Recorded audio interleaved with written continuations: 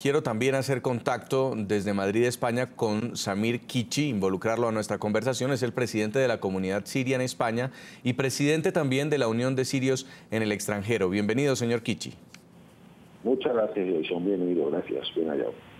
En momentos en que la comunidad musulmana se siente afectada por lo que está haciendo un grupo de extremistas, radicales, terroristas, yihadistas, como están siendo llamados, ¿se puede tener miedo al punto de requisar a las personas que provengan de Siria, por ejemplo, requisar a las personas que vengan de lugares donde operan estas organizaciones terroristas, o esto es islamofobia?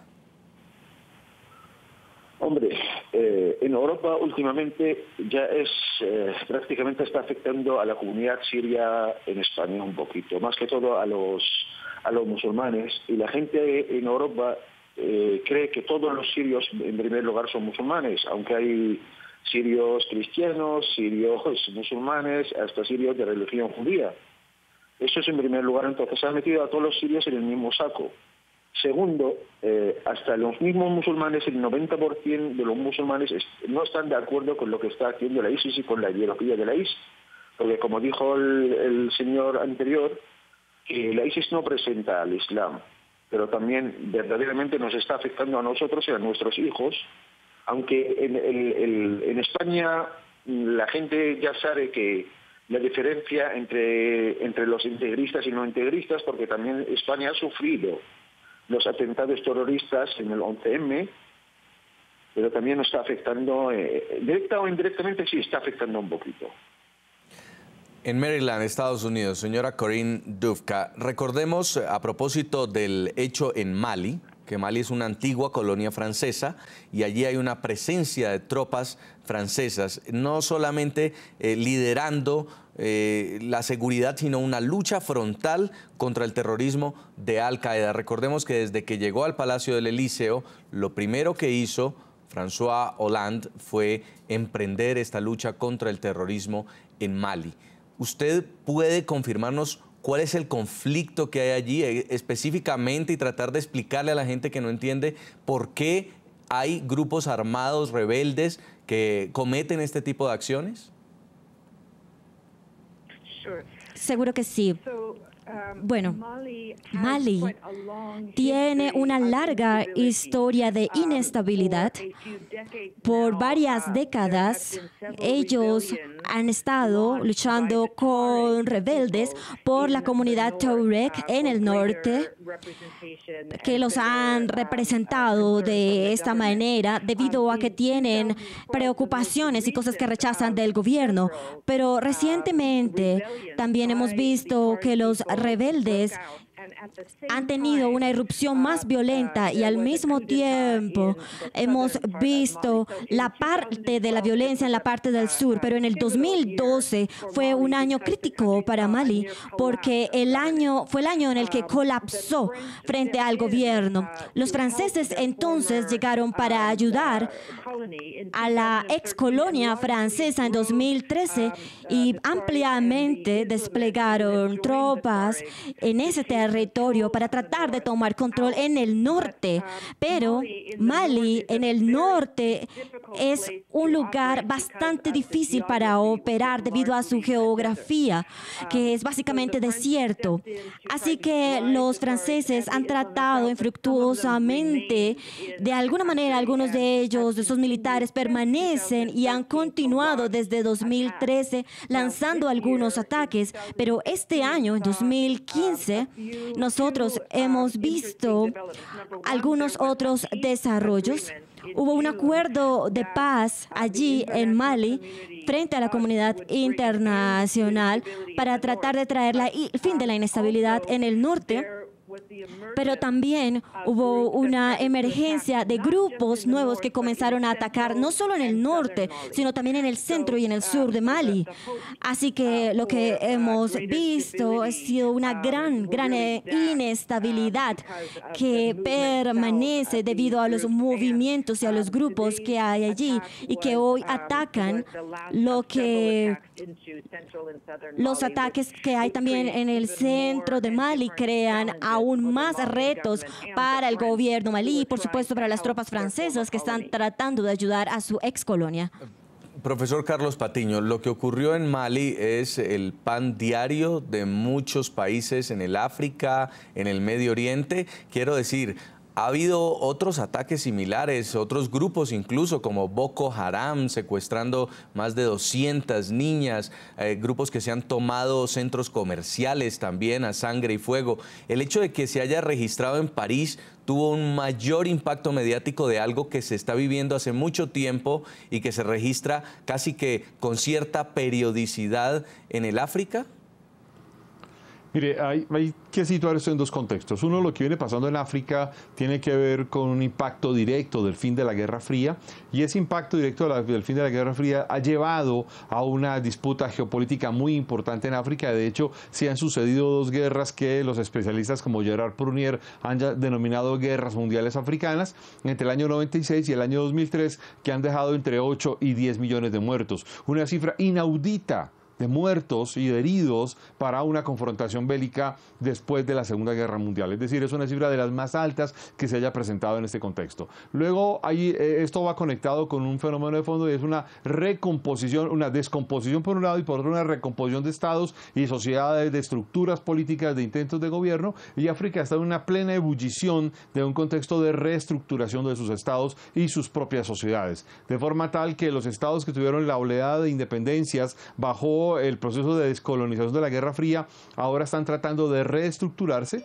pero de otra parte está dándose un fenómeno muy importante, y es que hay también una especie de disputa religiosa que hay que enmarcarlo en el contexto, digamos, de la historia religiosa de África. No viene de ahora, y donde hay una disputa muy importante entre el Islam, que intenta ganar territorio, los cristianos, que intentan ganar también un territorio, las antiguas religiones animistas. En este contexto, adicionalmente, han aparecido grupos radicales que van y vienen permanentemente, de forma tal que lo que está pasando en Malí y lo que está pasando en varios lugares de África es una especie de irrupción de grupos que por un lado son grupos insurgentes, pero que se han conformado o se han estructurado alrededor de bases étnicas o grupos étnicos que pueden articular un discurso radical, yihadista, muy fuerte. Y en esto coincido también con los miembros de la comunidad musulmana. Esto no representa para nada el mundo islámico, no es el Islam, son extremismos como aparece en otro contexto y en alguna otra condición, y está muy enmarcado de una gran tendencia del siglo XXI, la aparición de los extremismos políticos como una forma de ruptura de los procesos de estabilidad o las condiciones de estabilidad de la sociedad. Ahora, cambiando de tercio, sí. ¿Qué ha pasado en París? Y lo de París es muy importante porque lo de París es una guerra en sentido estricto. Es mucho más que un ataque terrorista. Es un ataque donde hay coordinación, donde hay armas, donde hay premeditación de los actos a generar y de la confrontación al Estado. Y luego París, el gobierno de París lo ha asumido, el Estado francés lo ha asumido como un acto de guerra y ha declarado una guerra a una organización específica conocida como el Estado Islámico. Señor Ibrahim Cantillo, en este momento, cuando el mundo está en medio del pánico, de la tensión, muchas personas de origen musulmán pues se sienten discriminadas, pero también la gente que llaman de Occidente no tiene derecho a tener miedo cuando ve una persona que proviene de Siria, por ejemplo, o que tiene un atuendo propio de la religión del Islam. En ese momento, ¿no hay derecho también a tener ese miedo? Efectivamente, nosotros los musulmanes tenemos miedo también, porque obviamente esta secta wahabita de Obandí, que realmente son el ISIS, el Daesh, persiguen también a los musulmanes. Las víctimas de todo esto son los musulmanes, principalmente los musulmanes chiitas.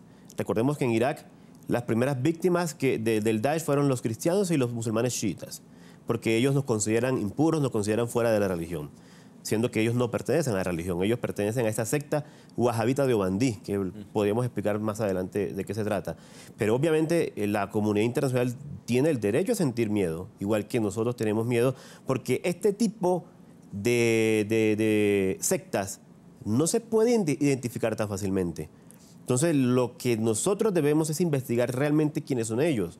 Y estos no representan al Islam, como lo hemos dicho varias veces. Pero entonces debemos informarnos realmente quiénes son ellos y quiénes los financian. Pero se hacen llamar Estado Islámico. Se hacen llamar Estado Islámico porque el propósito principal con ese título era difundir el miedo en el mundo. Entonces ya, cuando la gente escucha Estado Islámico no piensa sino en los musulmanes. Y qué tal que los 2.000 casi millones de musulmanes que hay en el mundo estuviésemos en este tipo de actividades. No lo estamos, porque obviamente nuestro libro sagrado no lo dice, ni Dios tampoco lo ordena. De hecho, la tergiversación de algunos capítulos del Corán de una manera tan arbitraria a veces hace pensar a la gente que no son musulmanas que el libro sagrado de los musulmanes le ordena tal cosa. Entonces, obviamente... ¿Qué parte, señor Cantillo? Explíquenos bien, ¿qué parte del Corán es la que ellos asumen como un mandato para quitarse la vida por la causa? Son muchos capítulos que tendríamos que detallar. Ejemplo. Pero dicen que, por ejemplo, hay que asesinar a los enemigos de Dios. Los enemigos de Dios, cuando dicen el Corán, no se refieren a los cristianos, ni a los judíos, ni a las personas que no practican la religión del Islam. Se refiere a un contexto histórico en la época en la que se hizo la difusión del Islam. No pertenece a nuestros tiempos. De hecho, hay leyes que abrogaron estos capítulos. Y el Corán hay que leerlo en árabe, entenderlo en árabe y hay que tener el tafsir, que es la explicación.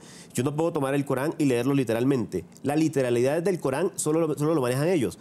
El resto de las escuelas islámicas sunitas y chiitas seguimos a los grandes sabios que nos explican qué quiere decir cada cosa, cada evento, cada contexto. Señor Samir Kishi, en Madrid, España, hay muchos ciudadanos sirios que están siendo detenidos. Le cuento incluso en el continente americano, 5 sirios en Honduras con pasaportes falsos, una ciudadana siria también en Costa Rica con un pasaporte falso, en Bogotá, Colombia, otra ciudadana siria salió hacia París, burló la autoridad migratoria con un pasaporte apócrifo. Estas personas, por el conocimiento que usted tiene de la comunidad siria, si están huyendo de un conflicto, ¿por qué el comportamiento de usar documentos ilegales? ¿De quién se puede tratar? Vamos a ver, el tema de los inmigrantes sirios, lo que están saliendo de Siria. Primera cosa, la primera salida de los refugiados sirios de la zona del conflicto, la mayoría ha ido a los países cercanos, hacia Jordania al principio, después salieron hacia Turquía y algunos han ido hacia el Líbano. Después hay mucha gente que no son sirios, han aprovechado del desastre que hay en el gobierno sirio, que hay mucha gente que está vendiendo pasaportes falsos y hasta trabajan con el mismo gobierno sirio, desgraciadamente, que venden pasaportes como ciudadanos sirios. Y lo que podemos ver, por ejemplo, lo que han entrado en Alemania o en Europa, más que todo por Ucrania y lo que pasaban por Grecia, hay mucha gente que no son sirios, son iraquíes, afganos, hay muchos afganos, kurdos turcos o kurdos iraquíes, han obtenido un pasaporte sirio pagando $1.000 o $1.200 y han podido comprarlos y han ido a los países europeos y han tenido refugiados, el derecho de refugiado como un ciudadano sirio. Y el 90% de esta gente no son sirios. Y la cantidad de los refugiados sirios, comparado con la gente que ha entrado en Europa como refugiados sirios, no llegan ni al 25%. En España hemos visto mucha gente, ni habla el idioma árabe, y si hablan el árabe, hablan con un dialecto muy parecido al iraquí o parecido al libanés, y dicen que son sirios. Entonces hay mucha gente que está entrando como sirios, pero en el fondo no son sirios. Y lo que pasa que es eso, hay muchas mafias que están aprovechando de esta situación. Entonces no me extraña que hay mucha gente que se está detenida y dicen que son sirios, pero no son sirios. Y los países hasta ahora no han podido distinguir o saber que si es sirio de verdad o no. Dicen que es un pasaporte falso, ok. Hay muchos sirios, están perseguidos por el gobierno sirio, por el gobierno de Bashar al-Assad, han escapado de allí por ser revolucionarios o por apoyar a la revolución, entonces han tenido que dejar sus casas, salir a Turquía, pero como no tienen ninguna documentación, también han comprado un pasaporte, y son pasaportes falsos sirios también. Entonces es un juego que lo que pasa es que hay mucha gente hipócrita, mucha gente sin moral, y aprovecha la desgracia del pueblo sirio y para sacar beneficio en Europa. Muy interesante. Igual las autoridades tendrán que hacer esta investigación y determinarlo. La denuncia que hace el señor Samir Kichi, el presidente de la comunidad siria en España y también de la Unión de Sirios en el extranjero. Muchas gracias por este contacto desde España, señor Kichi. Muchas gracias a ustedes. Nosotros tenemos que hacer una breve pausa comercial. Le estamos preguntando a ustedes, a nuestros televidentes a través de Twitter, cómo califican la respuesta de las potencias mundiales a las amenazas y los ataques de grupos radicales islámicos. Pueden seguirnos respondiendo en redes sociales. Aquí estaremos leyendo sus mensajes. Vamos a hacer una pausa y al regresar analizaremos si podrán las potencias mundiales o no detener el avance del llamado Estado Islámico. Ya volvemos. Ya regresamos con La Noche.